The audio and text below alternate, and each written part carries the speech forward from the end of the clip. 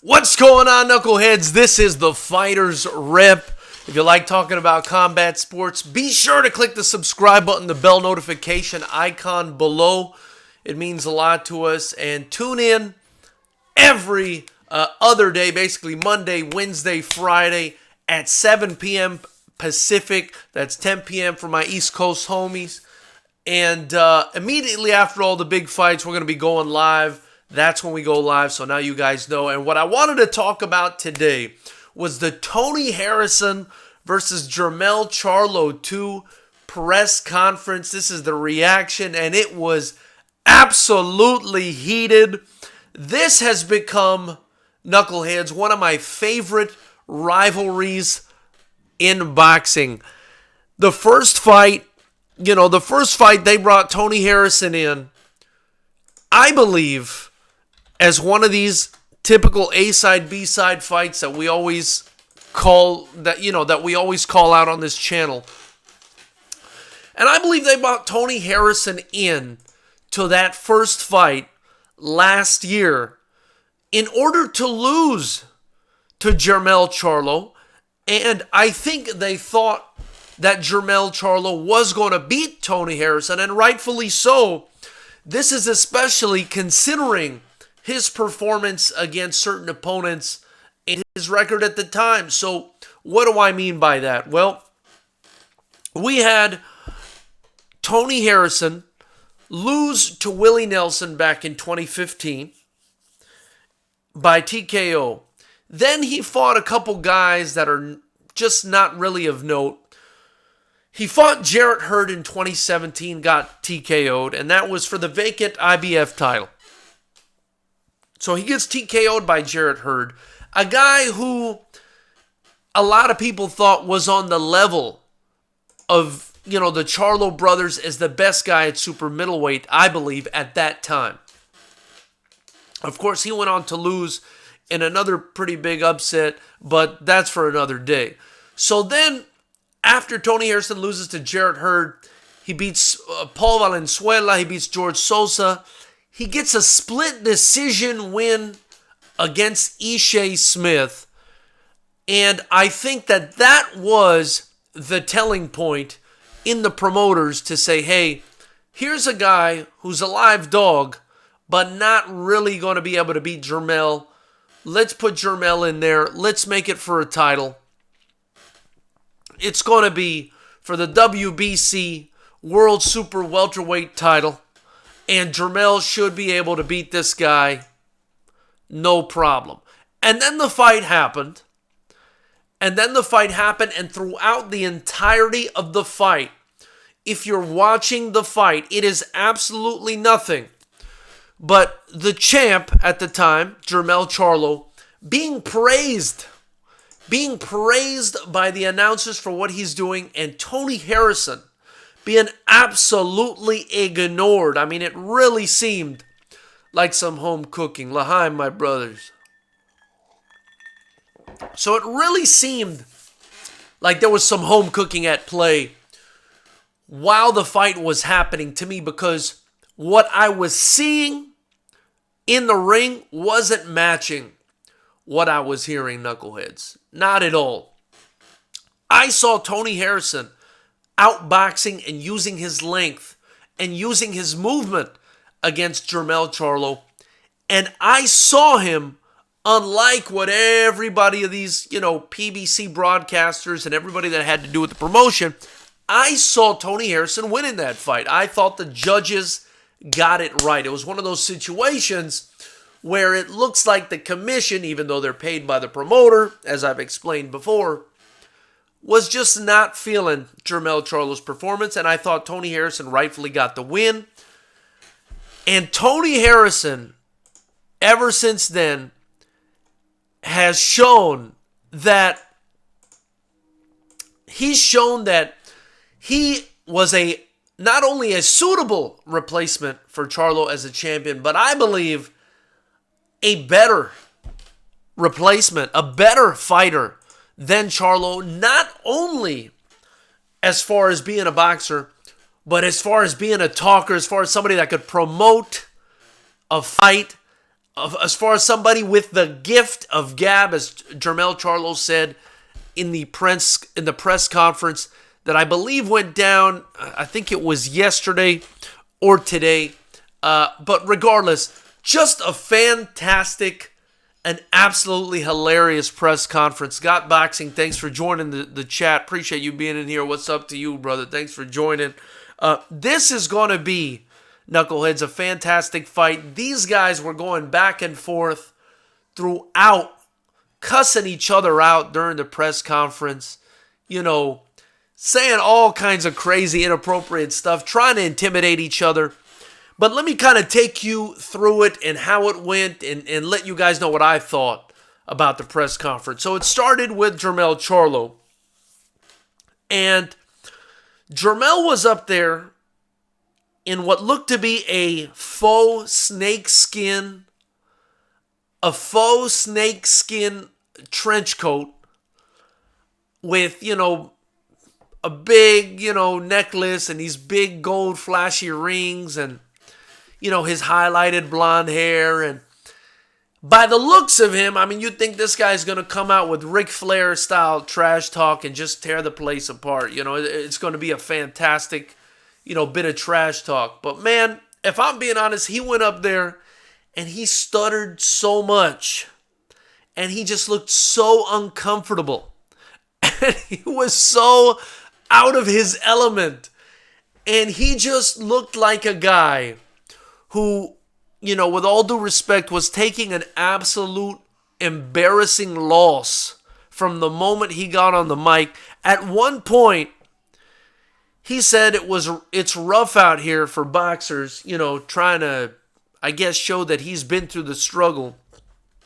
And instead of poverty, because he was using the word poverty at one point, instead of poverty, I believe he said povertine or something like that. The guy just can't talk. His head is swiveled and cocked sideways like this while he's talking, like he's nervous or afraid to express himself. And throughout the time he's talking, Tony Harrison is in a tracksuit, sitting like this, leaned back, looking like he's the most confident guy in the room. Shades on, but in his tracksuit like he just warmed up and just fucking with Jermell Charlo the whole time. Just absolutely hilarious, laughing at it. At one point, Charlo was up there making an excuse, and Harrison just starts laughing and going like this and telling him you're making excuses. And then one of my favorite bits was when Jermell Charlo he tells Tony Harrison that you're not at the top. You're not on this level. And then he says, I think he says, who was it?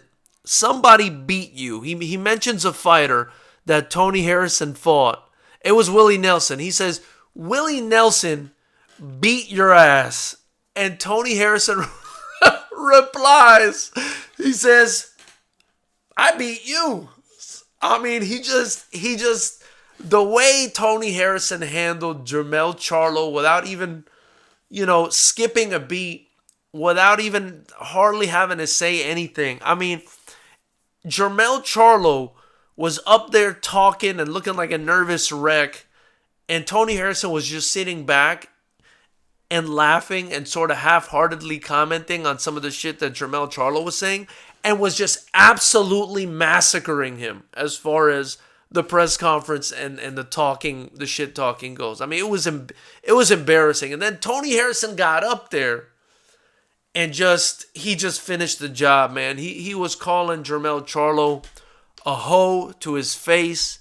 He was looking at him straight on. Jermell Charlo was looking nervous and talking to his people on the side and acting like he was all offended, but not really able to do anything. And Tony Harrison would just look at him and would say, "You a hoe, man, you a hoe." And I was just like, oh my goodness, Tony Harrison is a tactical fighter, and obviously that intelligence and those tactics carry over and transition into other facets of his life, because knuckleheads, if I gotta crown a winner in that press conference, I mean, it was a 12-round shutout for Tony Harrison. And that's not to say that Jermell didn't show a lot of passion and that he wants to fight and didn't say some good things. I mean, he did say some good things once in a while, but they were kind of broken up by the corniness or the repetition.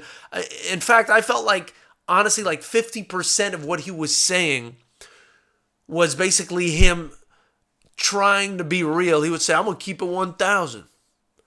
I'm going to spit this real rap to you. I mean, he just kept saying this shit about how he was going to keep it hyper real, while at the same time, like, not saying anything that anybody didn't know. I mean, it was kind of embarrassing. But he did say some good stuff in that, well, I mean, I thought his actions were pretty good in that he showed that he really wants this fight. You could tell he really wants this fight. You could tell he wants to get back in there and beat Tony Harrison up and get his belt back. But as far as a winner in terms of the trash talking in this hilarious press conference, you got to give it to Tony Harrison. And it's important sometimes to get the win ahead of the fight, to go in there with this kind of confidence and with this kind of swag. It's a big deal. And also, you know, Tony Harrison, man, made this press conference so funny. And he's just, for me, I know these guys aren't huge ticket sellers or anything like that. Obviously, Jermell Charlo is a lot more famous than Tony Harrison, especially to the casuals. But I feel like Tony Harrison has leveled up big time since this rivalry with Jermell Charlo.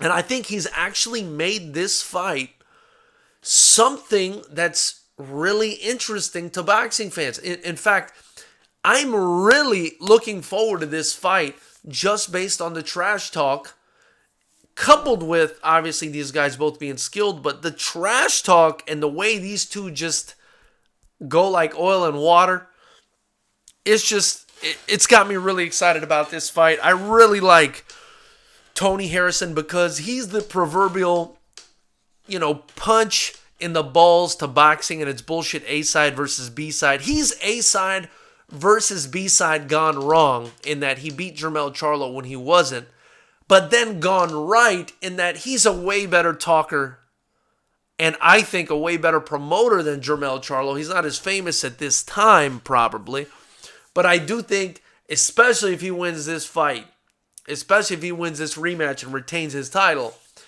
that he definitely has a chance to really move up there, assuming they can find him more dance partners like Jermell Charlo that, get on his nerves and get him to kind of talk that shit. I mean, it was just fantastic to watch. So, before I continue and mention my people, my knuckleheads in the comments here, please, for everybody watching this now and watching on the replay, like, comment, subscribe, donate to the super chat, donate to the links below, purchase your Fighters Rep gear in the link below, or click the Amazon link below to buy your stuff from Amazon.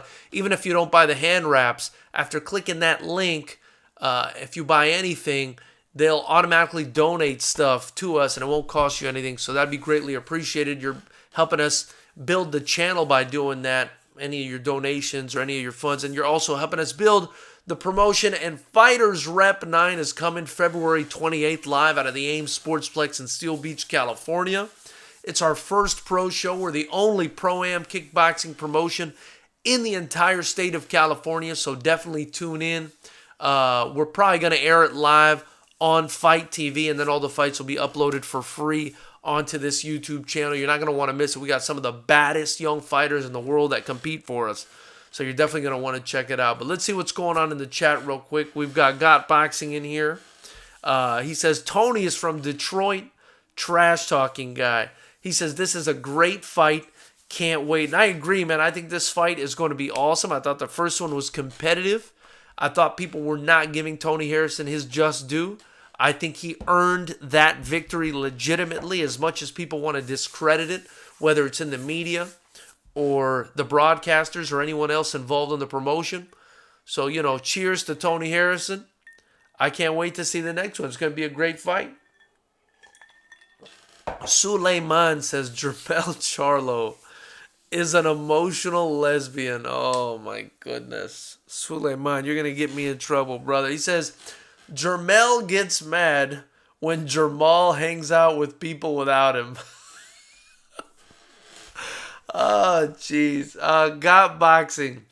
Lions only. Got Boxing wrote Lions only, and he's laughing with his emojis. And that was another one of the most cringe and hilarious parts of the press conference. I mean, Jermell Charlo just comes off as cringe, you guys. Before he ended, I mean, basically that's how he ended his portion of the press conference. Is he said Lions only, and then I think Tony Harrison called him a pussy or something. It was just so, guys, it was just so hilarious, man. And Tony Harrison has so much of my respect for just being such a great trash talker, you know. And it wasn't like it was trash talk that was unwarranted either. I mean, I feel like he's kind of defending himself. And I think he does a good way, you know, of defending himself with trash talk. Because he's not going to just let this guy stutter and talk like a goofball, all kinds of shit about him. You know, he's going to fire back. But just the way he does it, it's just, it's like he's at another level intellectually. And I really see that this fight might play out the same way. Because, I mean, he just seems to be so much sharper intellectually than Jermell Charlo. And that may benefit him in the ring as far as like tactics and stuff go. So we'll see. Maybe he can get Jermell Charlo so pissed off, you know, he screws with his game plan. We'll see. But at the end of the day, I think Jermell Charlo is just going to want to come forward anyway. And Harrison's going to move around and box him like he did in the first fight. Suleiman says Jermell thinks he's Canelo in terms of popularity. Yeah, he's not even close. I mean, and he just comes off. You know, I wish all fighters nothing but the best, man. I don't dislike Charlo, but he's not talking the way he should talk. I think he's overcompensating for his lack of an ability to speak. He's just not that articulate. He's just not. He kind of sounds dumb sometimes when he talks. So, for him to try, you know, to pull off this whole trash talk thing, I mean, it really backfired. He does think he's more popular than he is, I think. It was embarrassing to watch, guys. Suleiman then says, Jermell got security guards just to feel important. Terrence Crawford doesn't even roll around with security. I don't even see Spence with security. That is pretty funny that he goes around with security. I don't know why he'd do that. I mean, excuse me. Other than the fact that he's like wearing a lot of jewelry and it might be expensive, I don't think he would need security. But then again, you never know. I mean, maybe he just doesn't want to get robbed. I don't know. Maybe those are just his homies. Who knows? Maybe it's not security. Maybe it's his boys. Who knows? But my goodness, man. And then the other thing, I mean, Suleiman is saying you learn more about a man after he loses. Jermell is a punk 100%. And, you know, you do learn a lot about someone when they lose. And Suleiman is saying Jermell is a punk 100%. And I think Suleiman's point is, I mean, the guy won't admit to defeat. You know, he keeps kind of saying that they gave Tony Harrison the victory. You know, he just kind of won't accept his loss. You know what I mean? And the way he's formulating his trash talk, he's saying like, oh, he's telling Tony Harrison, you know, Willie Nelson beat your ass. I knocked out all these guys. Yeah, but Tony Harrison beat you, dude. You didn't knock out Tony Harrison. You didn't knock down or knock out Tony Harrison. So it's like, what does all that stuff mean if you can't beat this guy, you know? And stop trying to minimize his victory over you. Just say, okay, he beat me. I'm going to come back and I'm going to beat him. And if he did that, I think he'd earn more respect. But it's, you know, because he's got all these people in his ear, the bullshit boxing media, a lot of them felt that he won the fight. Also, the broadcasters were basically like, you know, blowing him the entire time, for lack of a better word. You know, maybe he believes that he was ripped off, you know, but I really don't think so. And I think deep down inside he knows at the very least that was a close fight and he lost the decision. I mean, so, you know, at the very least he could say it was a close fight, I lost the decision. But he just doesn't, you know, he acts like it was a robbery, and it just wasn't. Just wasn't. Suleiman now says, Teddy Atlas also thought Derevyanchenko beat Triple G. I did too. That was a close fight. You know, I didn't really score that fight. I was just watching. I felt like it was a close fight. And I could see someone thinking that Derevyanchenko won because he was beating the shit out of Triple G at times in that fight. Hurting him bad. Looked like he was hurting him bad. So, I don't know. Suleiman then says, what logic does it even make that the PBC would gift Tony Harrison a win? Makes no sense. Jermell was the A side, and it was a PBC card. Right, it wouldn't make sense. That's a fantastic point. You know, if they're gonna rig it for anybody, it would be the PBC fighter, which is Jermell Charlo. It wouldn't be Tony Harrison, an unknown from Detroit, a relative unknown from Detroit. But again, the A side versus B side thing. This is not the first time it backfires on the PBC or on boxing promoters. Excuse me. This kind of thing happens all the time to boxing promoters. And it's a real shame. It's a real shame, you know. But they'll just continue doing this A side versus B side and all these BS fights. And we'll continue to call them out on this channel. So, Knuckleheads, that's what I wanted to tell you about the Tony Harrison versus Jermell Charlo 2 press conference. I definitely think you guys should YouTube it and watch it. It's on a bunch of different media outlets right now. It is the most entertaining press conference that I've seen in a very long time, especially with regards to boxing. Of course, I like anything with Shannon Briggs in it too. I love the Let's Go champ and the craziness and drama that he brings, even though I thought a lot of that BS was staged for the Logan Paul KSI fight. But man, this was a refreshing press conference, very funny. I don't even think it intended to be, but a very funny press conference with Tony Harrison kind of laughing off Jermell Charlo's goofy trash talk and then like hitting him back with his own actually good trash talk. And check it out. Tell me what you think. For those of you watching the replay on this, you know, tell me what you think about this after you watch it. Tell me what you think. I'd love to hear what you guys think about it. Who do you guys think is going to win the fight? It's going to be hilarious. Also, the next fight we got coming up, and we'll go live immediately after it. In the UFC, there's Blachowicz. He's going to be fighting Jacare. It looks like it's going down in Brazil, so definitely something that I'm going to want to cover immediately after. I think this Blachowicz guy, if I'm being honest with you guys, he might be more of a threat than people give him credit for. So I'm actually excited about this fight. I think this is going to be a good fight. Jacare looks like he's still got enough in the tank to be, a real threat in the light heavyweight division. But we'll see. We'll see what happens. So Knuckleheads, that's all I got for you tonight. I really appreciate you guys joining me, especially on the replay. Thanks for watching. And comment, like, share, subscribe. Until tomorrow, after that UFC fight, keep it clean, Knuckleheads. Thanks for joining.